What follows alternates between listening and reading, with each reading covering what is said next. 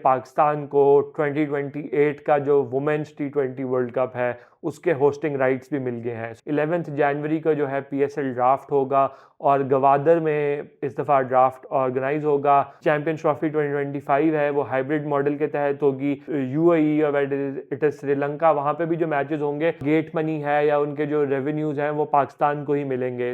Hello अस्सलाम वालेकुम, टेपे के नए एपिसोड में आप सबको बहुत बहुत वार्म वेलकम। मैं हूँ उसामा अहमद। शुरू करते हैं आज की एपिसोड पाकिस्तान की साउथ अफ्रीका में ODI सीरीज़ विन के साथ। पाकिस्तान जो है ODI सीरीज़ साउथ अफ्रीका से जीत गया है। ऑल्दो भी सीरीज़ में एक मैच बाकी है, बट पाकिस्तान ने क्योंकि पहले दोनों ODI जीत लिए हैं तो पाकिस्तान ODI सीरीज़ जीत चुका है। Fantastic achievement for Pakistan. ये तीसरी कंसेक्यूटिव ODI सीरीज़ है जो कि पाकिस्तान ने जीती है। पहले ऑस्ट्रेलिया में जीता, उसके बाद जिम्बाब्वे में ODI सीरीज़ जीती और अब साउथ अफ्रीका में भी ODI सीरीज़ जीत लिया है। तो fantastic start to Mohammad Rizwan's ODI captaincy और प्रॉपर टीम परफॉर्मेंस। बिकॉज अगर हम देखें तो जो जिम्बाब्वे की सीरीज़ थी या ऑस्ट्रेलिया की सीरीज़ थी उसमें एक जो पॉइंट ऑफ कंसर्न था या जो एक पॉइंट ऑफन रेज होता था क्रिटिक्स से, वो ये था कि वो जो विन्स थी उसमें बॉलिंग का रोल ज़्यादा था। बॉलिंग ने दूसरी ऑपोजिशन साइड को कम टोटल्स पर रिस्ट्रिक्ट किया और उसके बाद फिर it was very easy target to chase for the batters. But यहाँ पे हमने देखा है कि दोनों ODIs में बैटिंग जो है उसने भी स्टेप अप किया है जब ज़रूरत पड़ी है। पहले ODI में साइम अयूब थे, उनके साथ सलमान अली आगा थे। साइम ने बेहतरीन 100 स्कोर की, साथ सलमान अली आगा ने played his best ODI innings to date और पाकिस्तान को ओवर द लाइन लेके गए। और दूसरे ODI में भी देखें तो पाकिस्तान की बैटिंग ने स्टेप अप किया। बाबर और रिजवान ने बड़ा अच्छा प्लेटफॉर्म सेट किया। फिर Kamran Ghulam came in and he played very impressive innings, 61 run of just 32 balls. इसी तरह सलमान अली आगा ने भी अच्छा कैमियो खेला, 33 रन्स किए उन्होंने। इसी तरह इरफान नियाजी थे। All batting contributed to getting a good total. Like Pakistan ने 330 रन स्कोर किया बट किसी ने 100 नहीं किया। कोई एक इंडिविजुअल नहीं था जिसकी वजह से पाकिस्तान का टोटल 330 हुआ। It was a proper team performance. और ऑफ कोर्स बॉलिंग जो है उसने तो दोनों ODIs में, चाहे पहला ODI हो जिसमें पाकिस्तान ने साउथ अफ्रीका को 240 तक रिस्ट्रिक्ट किया, या जो अभी जब पाकिस्तान टोटल डिफेंड कर रहा था तो उसमें पाकिस्तान ने कभी भी साउथ अफ्रीका को बिल्कुल फ्रीली स्कोर नहीं करने दिया या उनको कट लूज नहीं होने दिया।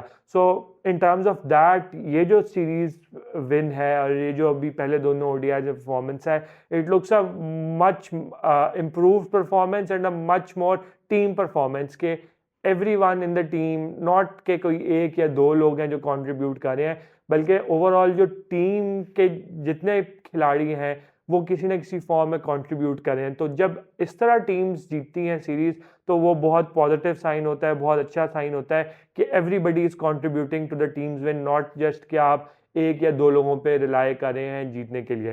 So that's great. और ये पाकिस्तान की कंसेक्यूटिव ODI सीरीज विन है साउथ अफ्रीका में। पाकिस्तान लास्ट टाइम जब साउथ अफ्रीका में गया था 2021 में तो तभी पाकिस्तान ने ODI सीरीज वहाँ पे जीती थी और अब पाकिस्तान दोबारा 2024 में गया है तो पाकिस्तान ने दोबारा ODI सीरीज जीती है। सो फैंटास्टिक अचीवमेंट कंसिडरिंग कि South Africa is one of the toughest places to tour for teams from subcontinent.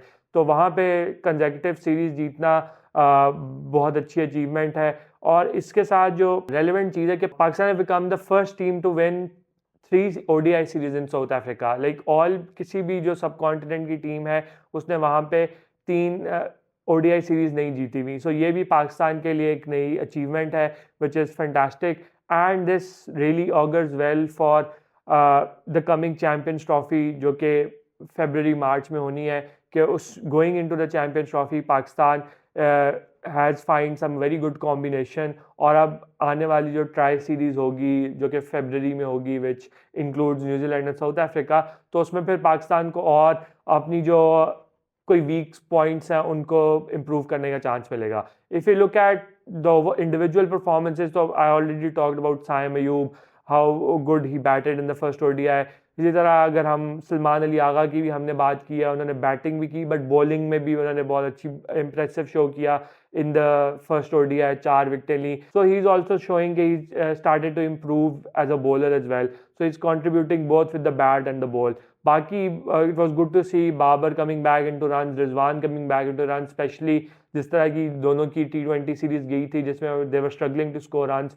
तो it was good to see them coming back in the runs. Of course उस पर criticism हो सकता है या बात हो सकती है कि जी उन्होंने बहुत स्लो खेला ऑन सम अदर डे, उनके जो स्लो पार्टनरशिप थी उसकी वजह से पाकिस्तान शायद ज़्यादा रन्स ना कर पाता. But there are always ifs and buts in sport के जी शायद ये हम अच्छा कर लेते या हम ये कर लेते. So we should not delve into too much कि जी वो उनकी स्लो पार्टनरशिप थी. Because unlike T20 cricket, ODI cricket is the sort of format जिसमें आप थोड़ा टाइम ले सकते हैं, आप थोड़ा सेट हो सकते हैं एंड आपके पास इतने ओवर्स होते हैं कि आप उसमें एंड पे एक्सेलरेट करें. और इसमें T20 क्रिकेट की तरह आपको क्रेजी एक्सेलरेशन भी नहीं चाहिए होती एट द डेथ, क्योंकि ऐसा T20 क्रिकेट में होता है कि आपको 15 या 12 रन एन ओवर करना पड़ता है at the death. ODI cricket में अनलाइक दैट आप अगर 8 एन ओवर की भी जा रहे हैं आखिरी 10 ओवरों में या 10 एन ओवर भी जा रहे हैं आखिरी 10 ओवरों में, तो that is a good strategy to have. Because आपका प्लेटफॉर्म अगर अच्छा सेट हुआ हो तो आप अच्छा टोटल कर सकते हैं going at 8 and 10 run an over. इसके बाद अगर हम देखें जो बॉलिंग में पॉजिटिव्स हैं तो Ibrar coming back into form. He is वो एक तो इंजरी से वापस आ रहे हैं, दूसरा उनके हेल्थ कंसर्न्स थे. उसके बाद फिर जिस तरह का मुल्तान टेस्ट में उनके साथ ट्रीटमेंट हुआ था उसके बाद उन पे काफ़ी क्वेश्चन मार्क्स थे. लोग कह रहे थे जी इब्रार शायद he is been found out, specially उनके मिस्ट्री स्पिनर्स के बारे में ये कहा जाता है कि एक दफ़ा अगर वो उनको पिक करने लग जाए या उनकी जो वैरायटी है वो पिक होने लग जाए तो उसके बाद it's very difficult for them to survive. But Ibrar has shown के he has lot of versatility, a lot of class, और the changes of pace specially कल के मैच में उन्होंने जो किया. और साउथ अफ्रीका जैसी जगह जहाँ पे यूजुअली जो स्पिनर्स हैं उनके लिए बहुत असिस्टेंस नहीं होती, although the track was assisting spinners, but still उस पर जो कंट्रोल था वो बहुत अच्छा था. क्योंकि अगर आप कंपेयर करें शम्सी के साथ या फॉर्च्यून के साथ जो कि साउथ अफ्रीका के स्पिनर्स खेले थे, तो उनको एज सच परचेज नहीं मिली या उनका इतना कंट्रोल नहीं था या they even went for expensive overs.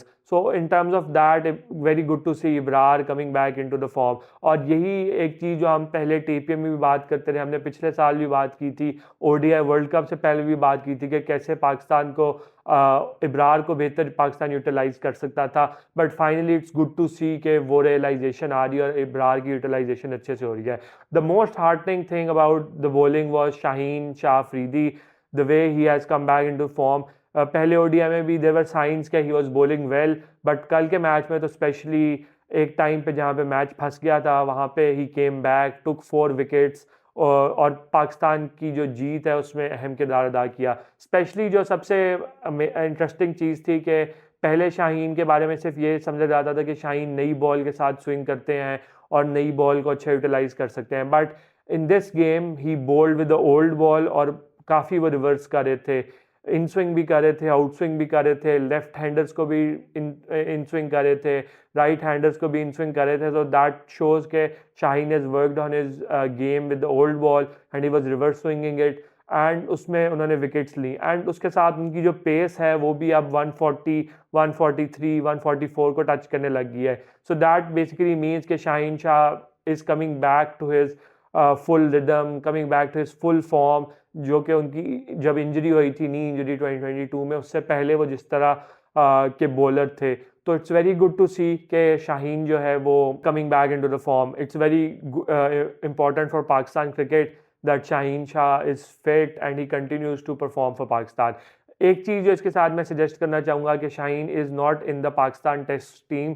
So I would want के स्पेशली शोइंग शाहीन ने जिस तरह शो किया है कि he is coming back in form, he is bowling in good pace, तो पाकिस्तान उसको थर्ड ODI के लिए रेस्ट करवा दें और टेस्ट स्क्वाड में उनको इंडक्ट कर लें and he could be very good for Pakistan test side as well, specially South African condition में जहाँ पे डेफिनेटली जो टेस्ट मैचेस की विकेट्स होंगी उसमें पेसर्स के लिए ज़्यादा असिस्टेंस होगी. So if Shaheen gets into the test side तो उससे पाकिस्तान का टेस्ट सीरीज़ में परफॉर्म करने के चांसेस जो हैं बहुत बेहतर हो जाएंगे. एंड एज आई सेड के ये जो जितने भी साइंस हैं ये बहुत अच्छे हैं पाकिस्तान के लिए going into the champions trophy which is now just 60 days away. So इसके साथ हम अपना फोकस थोड़ा चैंपियंस ट्रॉफी पे शिफ्ट करते हैं, because finally there was a lot of uncertainty पिछले कुछ हफ्तों में कि क्या चैंपियंस ट्रॉफी होगी नहीं होगी, पाकिस्तान में होगी, अगर पाकिस्तान में नहीं होगी क्या हाइब्रिड मॉडल के तहत होगी या पूरी पाकिस्तान में होगी या ऑल टुगेदर ही पाकिस्तान से मूव आउट होकर किसी और वेन्यू पे चली जाएगी. तो अब फाइनली कल जो है it has been agreed between PCB, BCCI, ICC, और आईसीसी के बोर्ड ने भी ये रेजोल्यूशन पास कर दिया है कि जो चैंपियंस ट्रॉफी 2025 है वो हाइब्रिड मॉडल के तहत होगी. और अभी उसमें जो पाकिस्तान के साथ दूसरी कंट्री है जहाँ पे मैचेस खेलेगा इंडिया, उसके बारे में अभी नहीं डिसाइड हुआ, बट होपफुली आज या कल के दिन वो डिसाइड हो जाएगा कि कौन सा वेन्यू होगा जहाँ पे इंडिया जो है अपने मैचेस खेलेगा. इट इज़ मोस्ट लाइकली कि दुबई होगा, but Sri Lanka is also under consideration.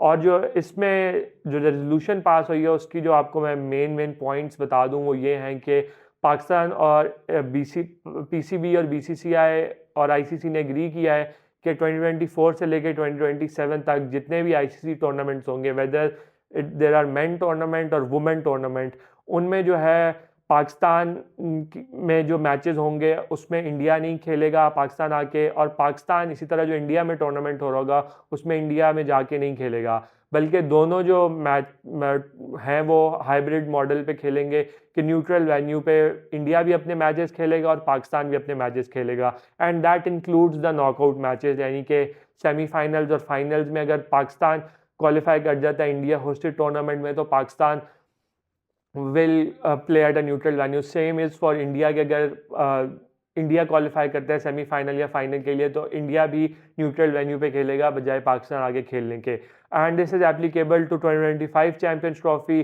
2026 का जो मेंस T20 वर्ल्ड कप है, 2025 की जो वुमेन्स ओडीआई वर्ल्ड कप होगा, और उसके बाद फिर 2028 का जो वुमेन्स T20 वर्ल्ड कप है उस पर भी एप्लीकेबल होगा. So I think it is a win for the PCB, because PCB ने स्टैंड्स लिया था, एक स्टैंड्स के हम बुली नहीं होंगे, और फाइनली हमें नज़र आया है कि पीसीबी बुली नहीं हुआ. पीसीबी ने ये एग्री करवाया है आईसीसी से भी और बीसीसीआई से भी कि अगर इंडिया पाकिस्तान आके नहीं खेला तो पाकिस्तान भी इंडिया जाके नहीं खेलेगा. And BCCI and ICC have finally agreed to this. तो this is very good win for the PCB. और इसके साथ जो 2025 की चैंपियंस ट्रॉफी है उसके जो होस्टिंग राइट्स हैं वो भी पाकिस्तान के पास ही रहेंगे पूरे टूर्नामेंट के. तो इसका मतलब है कि जो neutral venue, whether it is UAE और वेदर इट इज़ श्रीलंका, वहाँ पे भी जो मैचेस होंगे उनके भी जो गेट मनी है या उनके जो रेवेन्यूज़ हैं वो पाकिस्तान को ही मिलेंगे. So in that regard it is also a good win.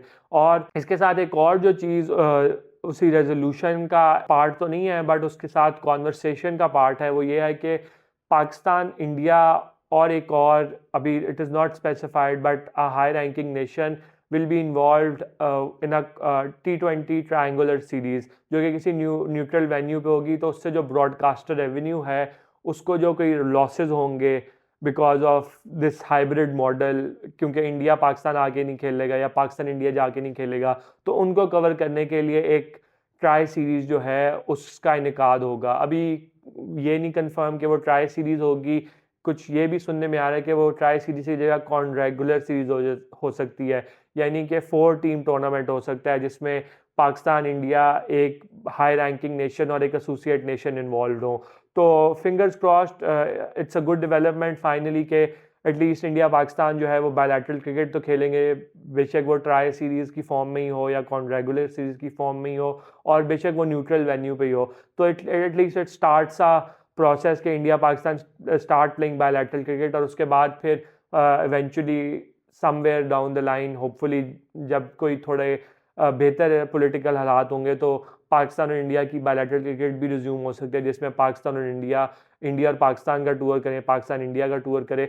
So in terms of that this is a very good development. अब होपफुली अगले हफ्ते में या आने वाले दिनों में ओवर द वीकेंड स्केड्यूल भी रिलीज़ हो जाएगा।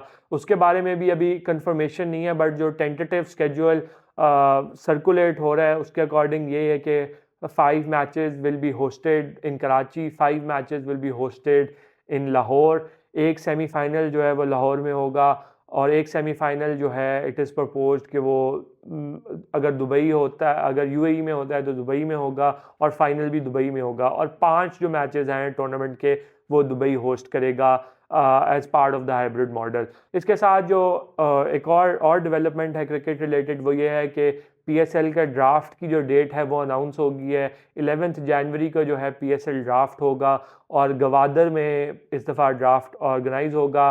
और उसके साथ प्लेयर्स की कैटेगरीज हैं फॉर द पीएसएल ड्राफ्ट वो भी रिन्यू हो गई हैं। उसमें कुछ प्लेयर्स हैं जिन्होंने प्लैटिनम कैटेगरी ज्वाइन किया, जैसे Saim Ayub has gotten into the platinum category, Usama Mir has gotten into the platinum category, Hasan Ali has gotten into the platinum category. So these are the players जो कि have made improvements from diamond category to the platinum category. These are good developments related to the PSL, so I thought कि मैं वो भी update कर दूंगा आप सबको।